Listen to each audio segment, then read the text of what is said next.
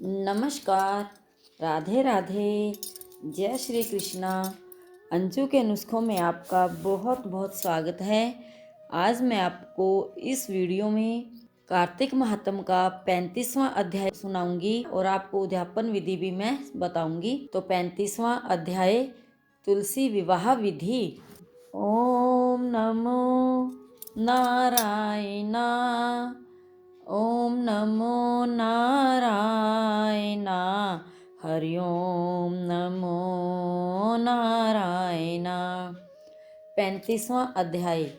इतनी कथा सुनकर ऋषिवर कहने लगे कि हे सूत जी, जब हम आपसे तुलसी के विवाह की विधि पूछना चाहते हैं सो कृपा करके वर्णन कीजिए। ऋषिवरों का यह वाक्य सुनकर आनंद में मगन हुए श्री सूत जी कहने लगे कि हे मुनीश्वरों, अब मैं आपके सामने तुलसी जी के विवाह की विधि का वर्णन करता हूँ, इसलिए आप सावधान होकर सुनने का कष्ट करें। जब उत्तरायण रवि हो, गुरु शुक्र का उदय हो, विवाह के नक्षत्र हो और विशेषकर पूर्णिमा हो अथवा कार्तिक का महीना व भीषम पंचक हो और तुलसी वन में वह अपने घर में सुंदर मंडप और उत्तम हवन कुंड के सहित मनोहर वेदी की रचना करता हुआ ऋत्विज ब्राह्मणों को, जो विद्वान और राग द्वेष आदि से रहित हो, निमंत्रित करे और ग्रह यज्ञ आरंभ करता हुआ मातृकाओं की पूजा करे। हे मुनीश्वरों, ऋत्विजों के उपस्थित हो जाने पर पहले नंदीमुख श्राद्ध करे, तत्पश्चात भगवान शालिग्राम बनाकर उनका विधि विधान से पूजन सामग्री से पूजा करेगा, बांदी की तुलसी को उनके समर्पण करेगा। इस प्रकार विवाह विधि से तुलसी जी का पानी ग्रहण करने के बाद विधि पूर्वक होम करें। इसके बाद सपत्नीक यजमान, भाई बंधु और सेवकों के साथ चारों ऋत्विजों के सहित विष्णु भगवान की प्रेम प्रदक्षिणा करता हुआ शांति पाठ और मंगल गान के साथ साथ आदि बाजे भी बजवाने चाहिए। हे मुनीश्वरों, ऐसा हो जाने के बाद यजमान को गोदान और शय्यादान करना चाहिए। ऋत्विजों को दक्षिणा देकर विप्रभोज और जाति भोज करना चाहिए।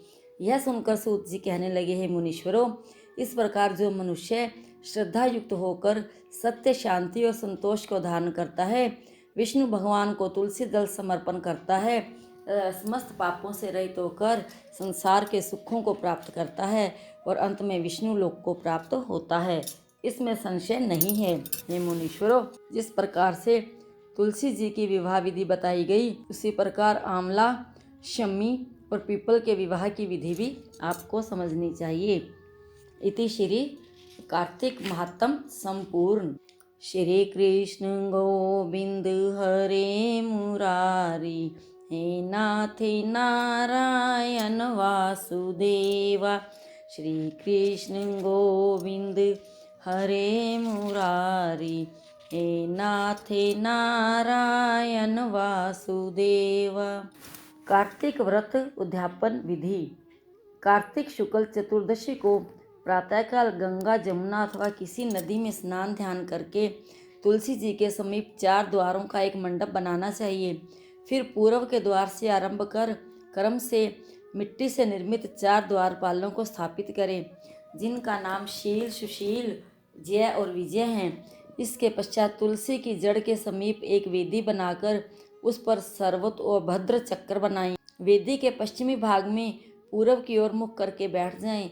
तत्पश्चात ब्राह्मण द्वारा संकल्प आदि करके आश्चर्य का वर्णन करें। फिर सर्वतोभद्र के ऊपर ब्रह्म आदि देवताओं का पूजन करके वहाँ स्थापित तांबे के कलश के ऊपर स्वर्ण की बनी लक्ष्मी और विष्णु भगवान की मूर्ति को स्थापित करके इंद्र विष्णु रीति इस मंत्र से आह्वान करके पुरुष सूक्त के मंत्रों द्वारा षोडशोपचार पूजन करें और चारों ओर के लोकपालों द्वारा द्वारपाल दिकों का भी पूजन करें। इसके पश्चात गीत वाद्यादिक मंगल गान और उत्सव करके रात में जागरण करें। प्रातः पूर्णिमा के दिन स्नान आदि कृत्यों से निवृत्त हो पवित्र अग्नि की स्थापना कर और ब्राह्मण द्वारा विष्णु भगवान को तिल, घी आदि से हवन कर फिर सर्वतोभद्र मंडलीय देवताओं के लिए एक घी आहुति देकर होम समाप्त करे और पूर्ण आहुति दे। अनंतर सपत्नीक 31 ब्राह्मणों को आमंत्रित करा, उनका व आचार्य का यथाशक्ति भोजन करावे और प्रार्थना करे कि आप लोगों के प्रसाद से मेरा कल्याण हो। कार्तिक के इस व्रत व उद्यापन से कुल के 7 जन्मों के किए पाप नष्ट हो जाते हैं और सुख, संतति एवं सौभाग्य आदि सफल मनोरथ सिद्ध होते हैं। कार्तिक उद्यापन विधि समाप्त।